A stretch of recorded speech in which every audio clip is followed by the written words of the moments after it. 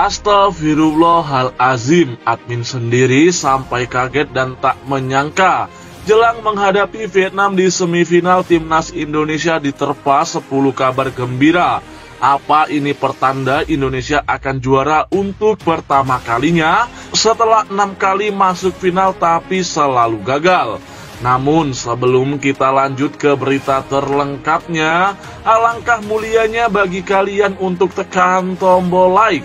Dan yang belum subscribe, tolong subscribe channel ini dulu ya, agar kalian mengurangi setidaknya 1 orang pengangguran yang berada di Indonesia. Oke, tak pakai basa-basi, langsung saja kita ke pembahasannya.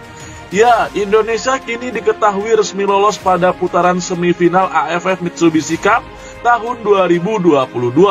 Indonesia terpaksa harus puas dengan posisi runner-up, di mana di laga lain Thailand berhasil mengalahkan Kamboja dengan skor 3-1.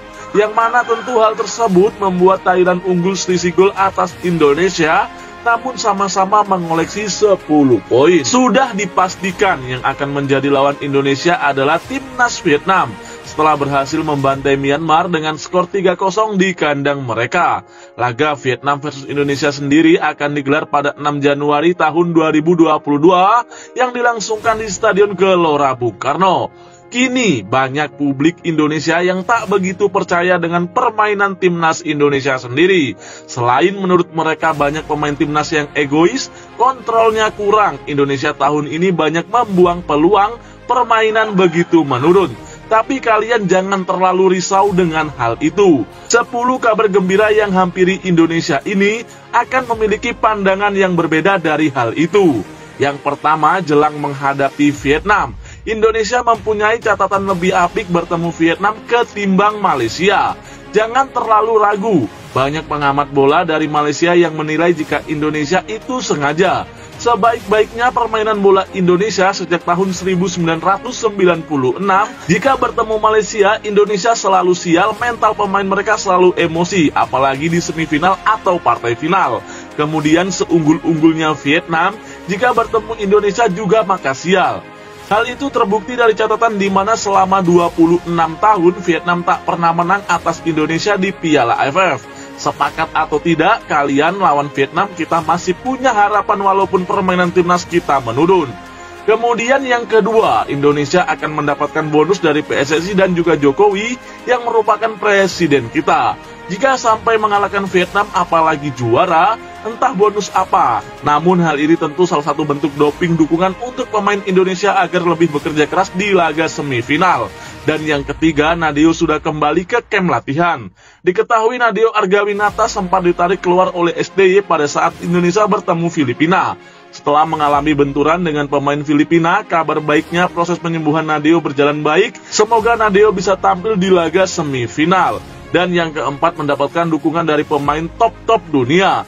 Jelang menghadapi Vietnam, sejumlah pemain bola dunia seperti Richarlison dan Xavi Simons tiba-tiba mendukung Indonesia agar bisa menjuarai Piala AFF untuk pertama kali. Hal tersebut terlihat dari postingan di IG mereka. Dan yang kelima, ranking FIFA Indonesia mulai melesat naik setelah mengalahkan Filipina.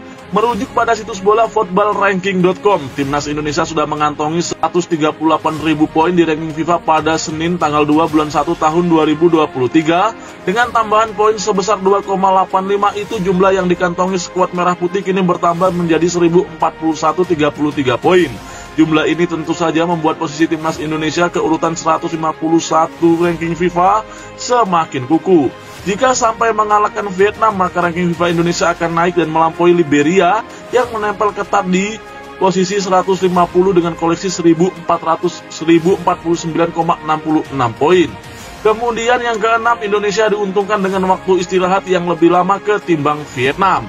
Apalagi Sintayong di penyisian banyak sekali melakukan rotasi pemain yang tentu akan bisa menyiapkan strategi dan permainan terbaiknya nanti di semifinal.